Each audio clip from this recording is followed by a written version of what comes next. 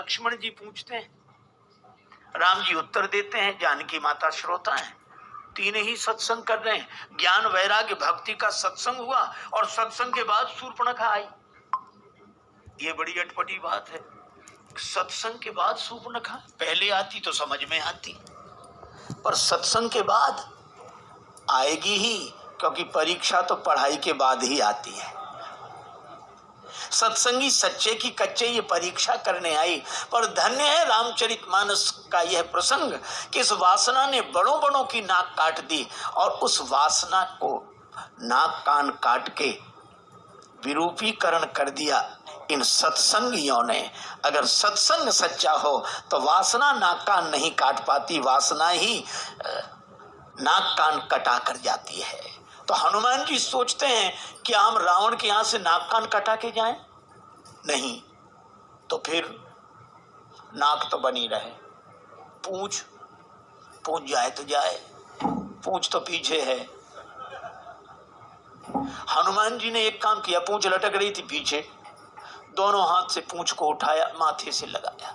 पूंछ को कभी चूमते हैं, फिर माथे से लगाते हैं, चूमते हैं, फिर माथे से। रावण ने देखा कि मामला क्या है। रावण तुरंत बोला, कपिके ममता पूंछ पर। हम समझ गए कि बंदर को और कोई अंग ही याद नहीं आया, पूंछ ही याद आई, और रावण की दृष्टि पूंछ ही पे गई। सभी कहो समझाए। हनुमान जी ने सोचा काम बन गया। लेकिन रावण यह भी तो कह सकता है कि एक तलवार मंगाए के पूंछ देव कटवाए। हनुमान जी ने सोचा कि ये तो ठीक नहीं होगा, तो सरस्वती माता से प्रार्थना की कि कुंभकर्ण की बुद्धि बदली थी तो इसकी भी बदल दो। रावण बोला, तेल बोरी पट बांध पुनि पावक देहु लगाए। तेल में कपड़े डुबो, पूंछ में लपेटो, आग लगा दो। बचन सुनत कपि मन मुस्काना, भई सहाय सारद में जाना। सरस्वती माता ने सहायता कर दी। माई भगवती शारदा शारदा शारदा, माई भगवती शारदा। जय मराल बाहिनी महारानी,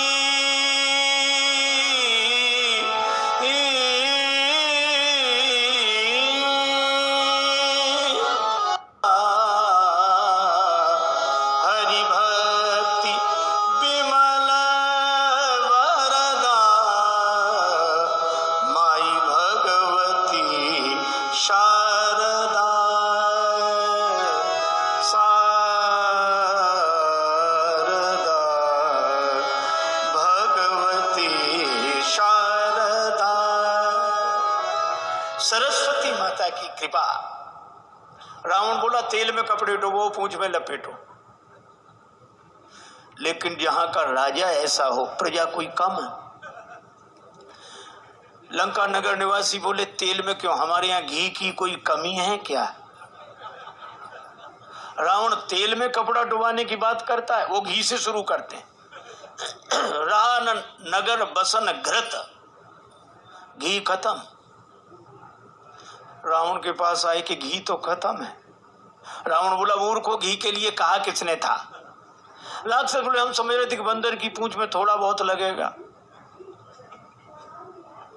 वो तो घी तो समाप्त, और पूंछ तो बढ़ती ही जा रही है। तो क्या करें? एक काम करो, तेल बचाए, तेल में ही डुबो कपड़े। हनुमान जी के पास गए कि घी तो है नहीं, तेल ही है। हनुमान जी बोले, जैसी जिसकी श्रद्धा हो ले आओ, हमें सब स्वीकार है।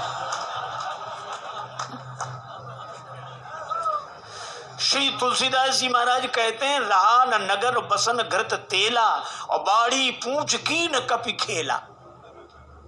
पूंछ इतनी बड़ी, इसका अर्थ क्या है? इसका अर्थ यही है कि जब जब कोई दुर्जन अपनी ईर्ष्या की आग में सज्जन की बढ़ती हुई प्रतिष्ठा की पूंछ को जलाने की चेष्टा करता है, तब तब भगवान की कृपा से वो पूंछ और बढ़ती है, प्रतिष्ठा और बढ़ती है।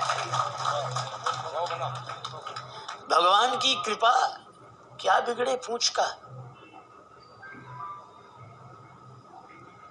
रावण कुछ सोच ही नहीं पा रहा। हनुमान जी ने सोचा कि एक बार नगर घूम के देख लेते तो ठीक था,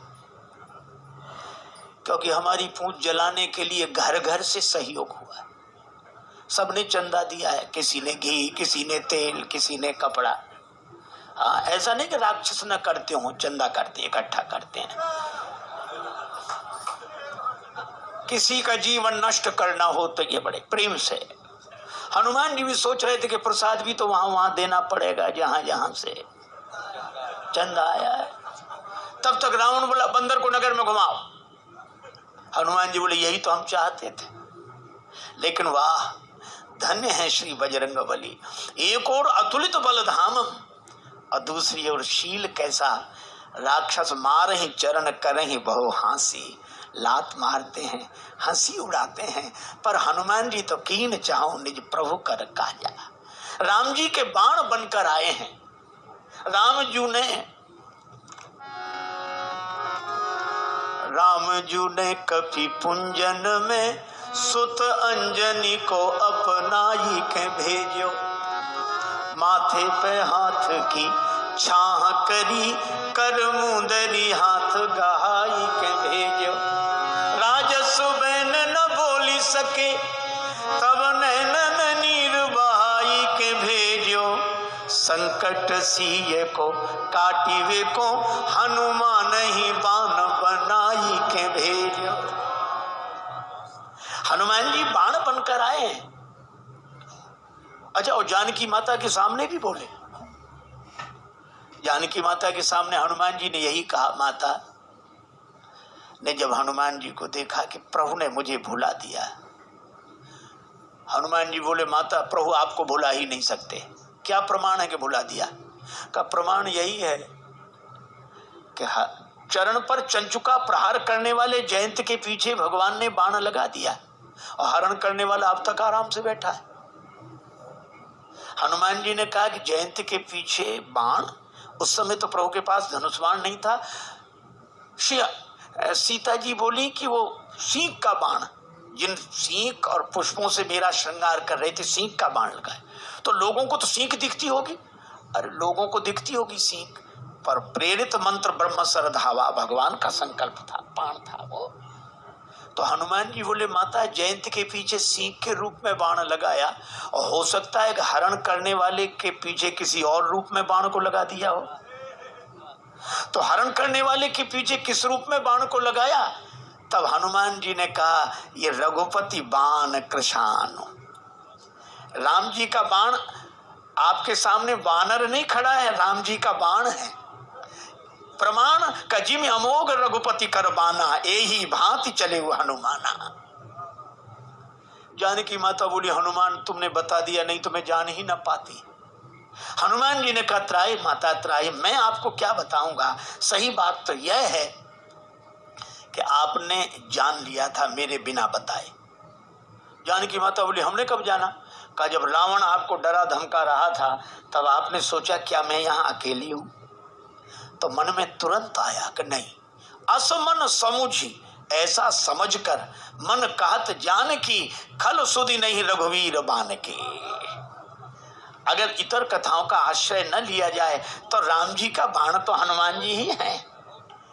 और श्री हनुमान जी राम जी के बाण, अच्छा बाण तो चलते हम लोगों ने देखे होंगे, वैसे न देखे हो तो टीवी सीरियल में महाभारत रामायण में बाण चलते हैं, लेकिन इन बाणों के पांव नहीं देखे होंगे। देखे कहीं किसी को बाण के पांव है नहीं और चलते हैं? इसका अर्थ है बिना साधन के गति होती इनकी। साधन नहीं है पर गति होती है। और मैं कहता हूं कि जो राम जी के हाथ का बाण बन गया उसकी गति भगवान के हाथ में होती है, साधन में नहीं। तो हनुमान जी तो राम जी के बाण हैं, चाहे कोई कुछ भी कहे सुने। पूरी लंका घूम कर आए, देख लिया विभीषण जी के घर से कुछ नहीं आया। हनुमान जी ने सोचा इन्हें प्रसाद भी नहीं देना है, जिनने चंदा ही नहीं दिया इन्हें काहे का प्रसाद। और जब आग लगी तब देखो कितनी अद्भुत बात है, आग तो खुद बता देती कि हम लग गए, है?